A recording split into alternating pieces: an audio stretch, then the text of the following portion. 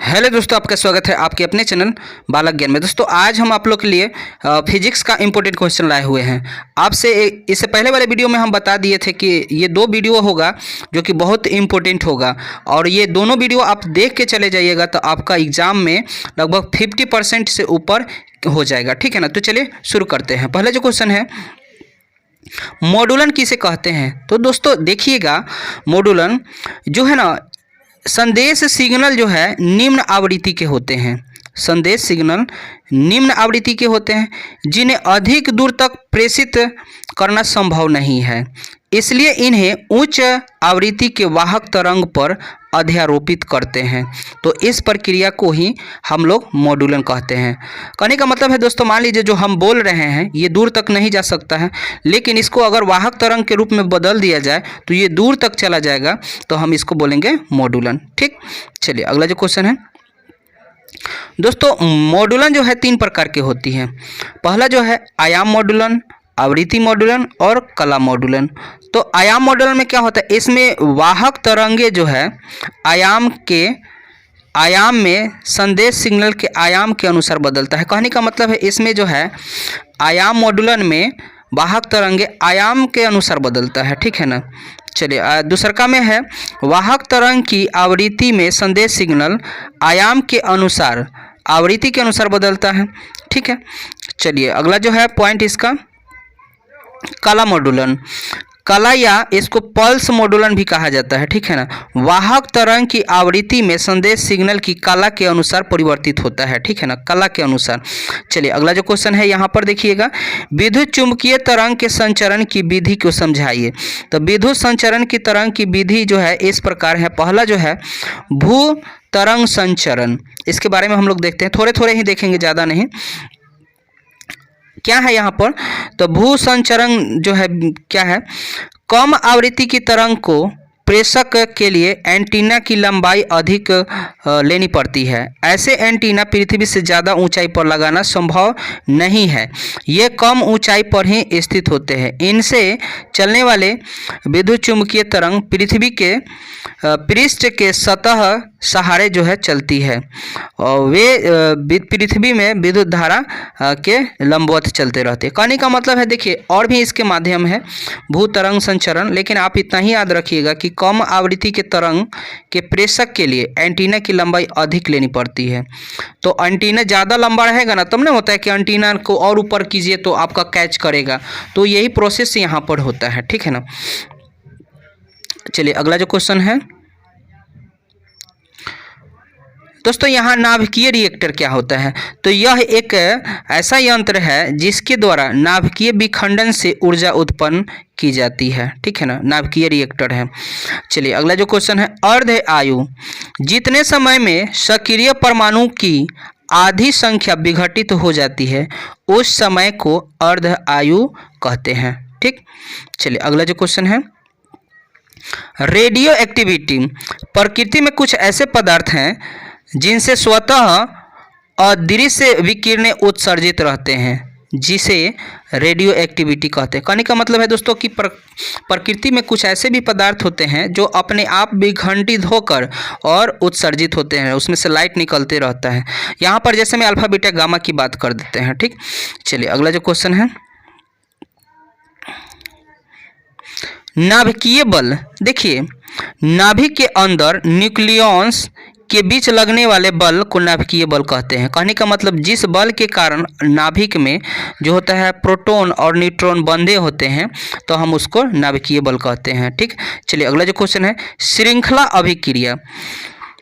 यदि नाभिकीय विखंडन से प्राप्त न्यूट्रॉन अन्य यूरेनियम परमाणु का विखंडन कर दे और इस प्रकार की विखंडन की क्रिया होते रहती है तो हम लोग इसको श्रृंखला अभिक्रिया बोलेंगे। ठीक है ना। चलिए अगला जो क्वेश्चन है दोस्तों, यहाँ पर देखिएगा कार्बन डेटिंग, कभी कभी कार्बन 14 करके भी पूछ लेता है। तो मृत पौधे एवं अस्थि मतलब जीव जंतु की अस्थियों की आयु का द्वारा निर्धारण मतलब आयु के निर्धारण करना होता है, कार्बन डेटिंग कहलाता है या 14 कहलाता है। कहने का मतलब कोई जीव है, ठीक है ना, वो मर गया है, वो कितना पुराना है, उसका हड्डी मिल गया और हम उसको पता लगाना होगा, तो हम लोग कार्बन डेटिंग करेंगे उसका। ठीक, चलिए अगला जो क्वेश्चन है, बंधन ऊर्जा। बंधन ऊर्जा वह न्यूनतम ऊर्जा है जिससे प्राप्त कर निकाय घटक कण में विभक्त हो जाती है। कहने का मतलब बंधन ऊर्जा जो है एक न्यूनतम ऊर्जा होती है जो घटक कणों में विभक्त हो जाती है। ठीक, चलिए अगला जो क्वेश्चन है, एक नाभिक के संकेत, मान लीजिए कोई आपको दे देता है यहाँ पर तत्व, देखिएगा ये कोई तत्व है, यहाँ एक्सी कोई तत्व है, इसका द्रव्यमान संख्या इतना है और परमाणु संख्या इतना है और द्रव्यमान संख्या इतना है, तो न्यूट्रॉन की संख्या कितना होगा, तो यहाँ पर निकाल लीजिए, यानी घटा दीजिएगा, इसके पावर में से इसको घटा दीजिएगा तो न्यूट्रॉन की संख्या पता चल जाएगा। चलिए अगला जो क्वेश्चन है, नाभिकीय विखंडन। जब किसी बड़े परमाणु नाभिक के टूटने से दो हल्के परमाणु नाभिक का निर्माण हो जाता है, जैसे कोई बड़ा परमाणु है और ये टूट गया और दो हल्के परमाणु का निर्माण हो गया, तो हम इसको बोलेंगे नाभिकीय विखंडन। ठीक, चलिए अगला जो क्वेश्चन है, नाभिकीय संलयन। तो देखिए दो हल्के परमाणु नाभिक के मिलकर बड़े परमाणु नाभिक का निर्माण होता है। कहने का मतलब दोस्तों देखिए ये वाला और ये वाला दोनों जुड़ के एक बड़ा सा परमाणु नाभिक का निर्माण हो गया, तो हम लोग बोलेंगे नाभिकीय संलयन। ठीक, चलिए अगला जो क्वेश्चन है, बोर का परमाणु मॉडल। तो 1913 में नील्स बोर ने रदरफोर्ड के परमाणु मॉडल में प्लांक के क्वांटम सिद्धांत को लगाकर हाइड्रोजन परमाणु के स्पेक्ट्रम की सफल की तथा परमाणु की एक नया मॉडल दिया, जिसको हम लोग बोर परमाणु मॉडल के नाम से जानते हैं। ठीक, चलिए अगला जो क्वेश्चन है, तापीयनिक उत्सर्जन की क्रिया सिर्फ धातु की सतह पर क्यों होती है। तो देखिए धातु की सतह से इलेक्ट्रॉन निकलने में कार्यफलन की तुल्य ऊर्जा लगती है, जबकि अंदर के इलेक्ट्रॉन को निकालने में अधिक ऊर्जा की आवश्यकता होती है। अतः धातु की सतह पर ही उत्सर्जन की क्रिया हो सकती है। कहने का मतलब है कि उसके अंदर से निकालने में ना अधिक ऊर्जा की जरूरत पड़ती है। ठीक, चलिए अगला जो क्वेश्चन है, प्रकाश विद्युत सेल। तो देखिए दोस्तों क्या है ये प्रकाश विद्युत सेल, प्रकाश ऊर्जा को विद्युत ऊर्जा में बदलने का एक साधन है। और दोस्तों ये तीन प्रकार के होते हैं, प्रकाश उत्सर्जक सेल और प्रकाश वोल्टीय सेल और प्रकाश चालकीय सेल होता है। ठीक, चलिए अगला जो क्वेश्चन है, डी ब्रोगली तरंग। जब कोई द्रव्य कण जैसे इलेक्ट्रॉन या प्रोटॉन गतिमान होता है तो वह तरंग की भौतिक व्यवहार करती है। कहने का मतलब कोई तरंग उत्पन्न होता है तो वो भौतिक व्यवहार करती है, अर्थात गमन द्रव कणों से संबंधित होती है। इन तरंगों को द्रव तरंग या डी ब्रोगलिक तरंग के नाम से जाना जाता है। ठीक है, चलिए अगला जो क्वेश्चन है, डेविसन जर्मन का प्रयोग। तो डी ब्रोगली के द्वारा स्थापित द्रव तरंगों के सिद्धांत का प्रयोग करके सत्यापन किए, जिसे कौन किए, तो डेविसन और जर्मन का प्रयोग कहा जाता है। माने उन्हीं को सिद्धांत को प्रयोग किया तो इसलिए उन्हीं के नाम पर ये रखा जाता है। ठीक, चलिए अगला जो क्वेश्चन है, आकाश का रंग आसमानी क्यों दिखाई देता है। तो जब प्रकाश ऊर्जा पदार्थ के कणों में पड़ती है तब ऊर्जा को अवशोषित कर उत्तेजित हो जाती है, अर्थात प्रकाश का प्रकीर्णन हो जाता है, इसीलिए वो आसमानी दिखाई देता है। अगला क्वेश्चन जो है, पोलराइड क्या है। तो यह एक युक्ति है जिसमें अध्रुवित प्रकाश से ध्रुवित प्रकाश पाए जा सकते हैं।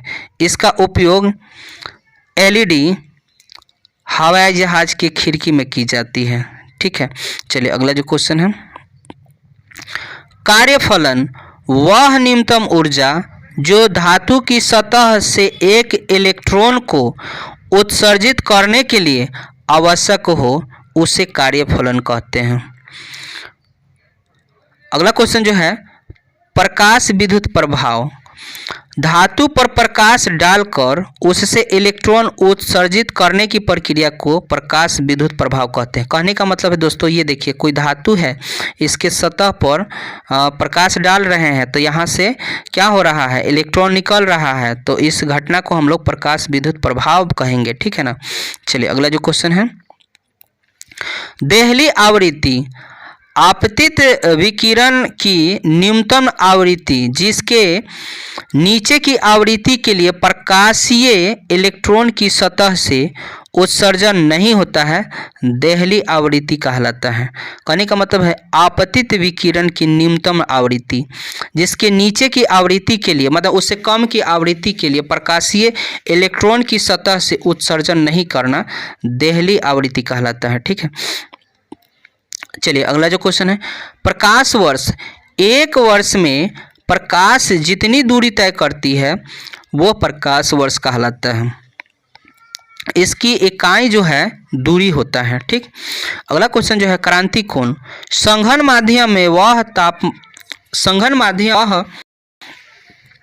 आपतन कोण जिसके अनुरूपी अपवर्तन कोण 90 डिग्री हो, क्रांति कोण कहलाता है। ठीक। चलिए अगला जो क्वेश्चन है,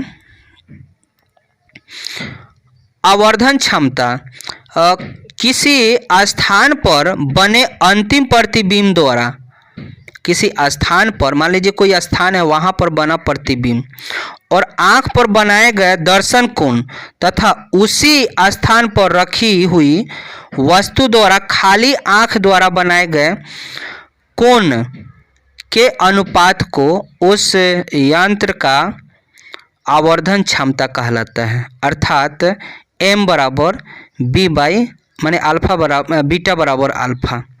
ठीक। अगला जो क्वेश्चन है, दृष्टि दोष, दोस्तों ये देख लीजिएगा आप लोग दृष्टि दोष, और नहीं तो आप कमेंट कीजिएगा तो हम एक और वीडियो बना देंगे।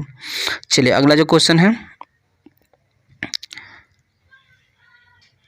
हाइगेंस का सिद्धांत, और ये भी आप देख लीजिए हाइगेंस का सिद्धांत, प्रकाश के विवर्तन और पूर्ण आंतरिक प्रवर्तन, ये सारा का सारा आप क्वेश्चन करके एग्जाम में जाइएगा। ठीक है ना।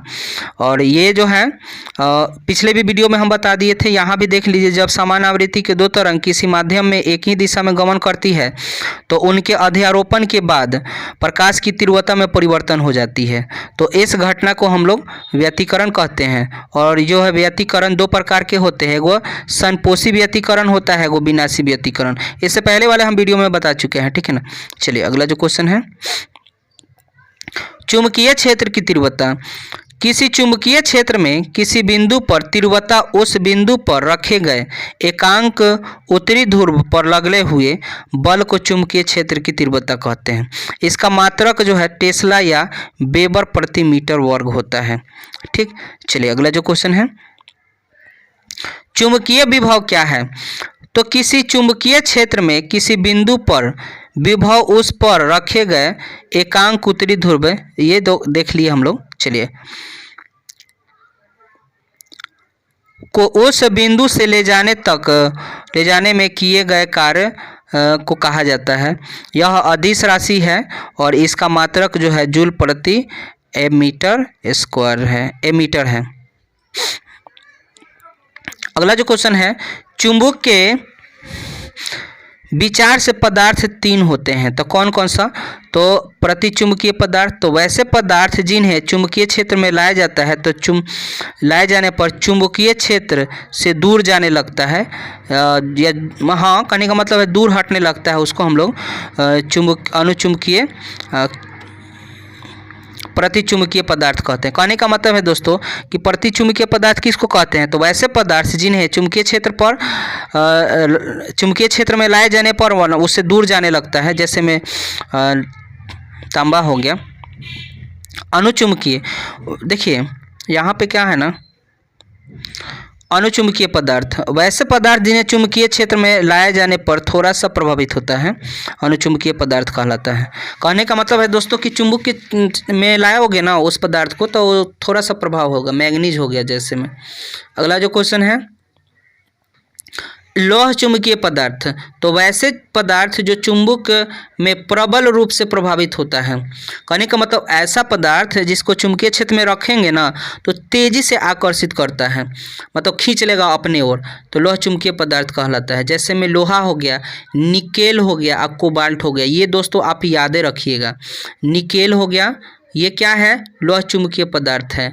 निकेल एग्जाम में आपके आएंगे 100%। और कोबाल्ट भी आएगा आपका, कोबाल्ट ये भी है आपका, क्या है, कोबाल्ट भी है आपका लोह चुंबकीय पदार्थ। ये तीनों में से एक वो आपके एग्जाम में देखने के लिए मिलेंगे। ठीक, चलिए अगला जो क्वेश्चन है, पृथ्वी एक चुंबक है कैसे? तो पृथ्वी एक विशाल चुंबक है जिसका उत्तरी ध्रुव दक्षिणी ध्रुव तथा दक्षिणी ध्रुव उत्तरी ध्रुव होता है। क्योंकि स्वतंत्र रूप से लटका हुआ चुंबक का उत्तरी ध्रुव पृथ्वी के दक्षिणी ध्रुव की ओर तथा चुंबक की दक्षिणी ध्रुव उत्तरी ध्रुव की ओर आकर्षित हो जाता है।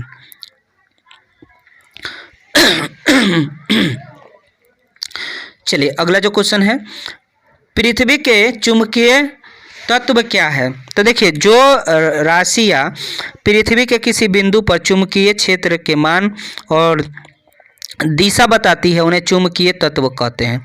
कहने का मतलब है कि वैसा पदार्थ जो है चुंबकीय की दिशा और उसकी मान बता देता है, वो कहलाता है। चलिए अगला जो क्वेश्चन है, चुंबकीय जो है तत्व 3 प्रकार के होते हैं। पहला जो है दिक्पात, नम्न और क्षैतिज छेद। चलिए अगला जो क्वेश्चन है, दिक्पात जो है किसको कहते हैं? तो किसी स्थान पर चुंबकीय जो है याम्योत्तर और भौगोलिक यामोत्तर के बीच का कोण उस स्थान पर रखे दिक् कहलाता है, दिक्पात कहलाता है। नम्न किसी स्थान पर पृथ्वी के कारण कुल चुंबकीय क्षेत्र वहाँ के चुंबकीय याम्योत्तर में स्थित क्षैतिज दिशा के स्थान जो कोण बनाती है उसे हम स्थान का नम्न कहते हैं। और क्षैतिज जो है क्षैतिज क्षेत्र, तो किसी स्थान पर पृथ्वी के चुंबक के कारण कुल तीव्रता का क्षैतिज अवयव चुंबकीय याम्योत्तर तल में उस स्थान पर क्षैतिज जो क्षेत्र कहलाती है। ठीक, इलेक्ट्रॉन क्या है दोस्तों? यह एक जो है यह पदार्थ का मूल कण है। इसका आवेश 1.6 × 10⁻⁻19 कूलम है और इसका द्रव्यमान जो है इतना होता है। चलिए अगला जो क्वेश्चन है, फैराड किरणें क्या है? तो ये अदृश्य किरणें हैं जो कम दाब पर विद्युत विसर्जन से प्राप्त होता है। अगला क्वेश्चन जो है, इलेक्ट्रॉन वोल्ट किसे कहते हैं? तो यह ऊर्जा का मात्रक है। जब कोई इलेक्ट्रॉन के वोल्ट के विभवांतर से त्वरित होता है तब इलेक्ट्रॉन द्वारा प्राप्त ऊर्जा एक इलेक्ट्रॉन वोल्ट कहलाता है। ठीक, चलिए अगला जो क्वेश्चन है, एक्स किरणें क्या है? ये अदृश्य किरणें हैं जो कम दाब पर विद्युत विसर्जन से प्राप्त होती हैं, एक्स किरणें कहलाती है। अर्ध आयु, तो किसी पदार्थ के प्रारंभ से उपस्थित परमाणुओं की संख्या का घटकर आधा होने की घटना अर्ध आयु कहलाता है। ठीक, अगला क्वेश्चन जो है, आइंस्टीन का द्रव्यमान ऊर्जा का समतुल्य संबंध।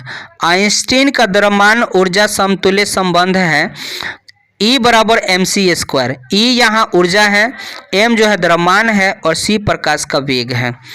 चलिए अगला जो क्वेश्चन है, नाभिकीय विखंडन, तो जब किसी तत्व के नाभिक के न्यूट्रॉन, यानी कहने का मतलब ये तो हो गया था, जब किसी नाभिकीय विखंडन हो गया है, नाभिकीय संलयन हो गया है, देख लीजिएगा। अगला क्वेश्चन जो है, पीएन जंक्शन डायोड क्या होगा? तो देखिए, पीएन जंक्शन मुख्य इसका कार्य है प्रतिवर्ती धारा को दिष्ट धारा में बदलना। और ट्रांजिस्टर क्या होता है? तो यह अर्धचालक है, एक प्रकार का अर्धचालक है जो कि संयोजक है। इसमें 3 इलेक्ट्रॉन होते हैं और इसका उपयोग वाटरक के रूप में दोलनी के रूप में किया जाता है। अगला क्वेश्चन जो है, द्विधारी या बाइनरी पद्धति क्या होता है? वह संख्या पद्धति जिसमें केवल 2 अंक यानी 0 1 का उपयोग होता है द्विधारी संख्या कहलाते हैं। यानी 0 और 1 का उपयोग होगा, उसको हम लोग बाइनरी नंबर कहेंगे। लॉजिक गेट किसे कहते हैं? तो देखिए, वैसे परिपथ जिनसे किसी कथन के सत्य होने या नहीं होने का आकलन किया जाता है, लॉजिक गेट कहलाता है। ठीक है, चलिए अगला जो पॉइंट है, लॉजिक गेट कितने प्रकार के होते हैं? तो दोस्तों लॉजिक मुख्य होता है 3। एक चलिए अगला जो क्वेश्चन है, प्रतिरोधकता किसे कहते हैं? तो किसी प्रतिरोध उसकी लंबाई के समानुपाती तथा अनुप्रस्थ काट के व्युत्क्रम को प्रतिरोधकता कहते हैं। ठीक है, प्रतिरोध का ऐसा ही मात्रक होता है। यहाँ पर देखिएगा, प्रतिरोधकता का ऐसा ही मात्रक होता है ओम मीटर। ठीक, चलिए अगला जो क्वेश्चन है, ओम का नियम, यदि किसी चालक के ताप में कोई परिवर्तन न हो तो उसमें प्रवाहित विद्युत धारा दोनों सिरों के बीच के विभवांतर के समानुपाती होता है, ओम के नियम कहलाता है। ठीक है, चलिए अगला जो क्वेश्चन है, ओमीय चालक वैसे पदार्थ जिनसे विद्युत धारा प्रवाहित होने के क्रम में ओम का नियम का पालन होता है, ओमीय चालक कहलाता है। ठीक, चलिए अगला जो क्वेश्चन है, एलईडी क्या होता है? तो दोस्तों यह जो है लाइट इमिटिंग डायोड होता है। ठीक है ना, इसकी क्रिया विद्युत धारा का प्रकाश में आधारित है। यह पीएन डायोड है जिसमें अर्धचालक के रूप में जर्मेनियम, आर्सेनिक और डायमंड फास्फेट जो मिलाए जाते हैं। अगला जो क्वेश्चन है, प्रकाश विद्युत प्रभाव के लिए आइंस्टीन का प्रकाश विद्युत समीकरण स्थापित करें। तो देखिए, धातु पर प्रकाश डालकर इलेक्ट्रॉन उत्सर्जित कराने की क्रिया को प्रकाश विद्युत प्रभाव कहते हैं। इसकी व्याख्या तरंग सिद्धांत पर नहीं होती है, इसलिए आइंस्टीन ने प्रकाश को क्वांटम सिद्धांत से ज्ञात किया है। इन्होंने कहा इलेक्ट्रॉन को ऊर्जा मिलती है कण को टक्कर से। जब ऊर्जा संरक्षण लागू करते हैं तो इलेक्ट्रॉन जो है बाहर निकल जाती है। अधिकतम गति ऊर्जा के मान जो है, उनकी अधिकतम गति ऊर्जा की मान hv फाई नॉट होगा, जहां फाई कार्यफलन खर्च की जाती है। ठीक है,